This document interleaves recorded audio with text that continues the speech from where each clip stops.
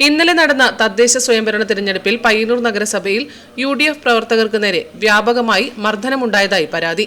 മർദ്ദനമേറ്റവരെ പയ്യന്നൂർ പ്രിയദർശിനി ആശുപത്രിയിൽ പ്രവേശിപ്പിച്ചു. 16-ാം വാർഡ് കണ്ടോത്ത് സ്വതന്ത്ര സ്ഥാനാർത്ഥിയായ ആത്മജ നാരായണൻ, 39-ാം വാർഡ് സ്ഥാനാർത്ഥി ഗീതാ ദിനേശന്റെ ഭർത്താവ് ദിനേശൻ, മകൻ ആദിത്യൻ, INTUC മണ്ഡലം പ്രസിഡന്റ് വിനോദ് കുമാർ, വാർഡ് 41-ൽ കോൺഗ്രസ് പ്രവർത്തകനായ രാജേഷ് പി എന്നിവർക്കാണ് മർദ്ദനമേറ്റത്. മർദ്ദനമേറ്റവരെ DCC president advocate Martin George സന്ദർശിച്ചു. അപ്പോൾ ഒരുപാട് പ്രാവശ്യം കണ്ടുകൊണ്ട് ചെയ്യാമെന്നപ്പോൾ ഞങ്ങളതിനെ എതിർത്തുകൊണ്ടിരുന്നു. അതിനിടയിലാണ് അവർ കഴുത്തിനടിക്കുകയും കസേരയെടുത്ത് അടിക്കുകയും ഒക്കെ അക്രമം വളരെ രീതിയിൽ അടിച്ചിട്ടുണ്ട്. ഒരുപാട് DYFI CPI പ്രവർത്തകർ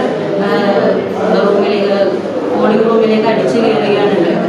എല്ലാവരും നിരന്തരം വളരെ മോശമായ രീതിയിൽ വാക്കുകൾ ഉപയോഗിക്കുകയും ഞങ്ങൾക്കെതിരെ ചെയ്യുകയും ചെയ്തിട്ടുണ്ട്. Network news, Payyanur.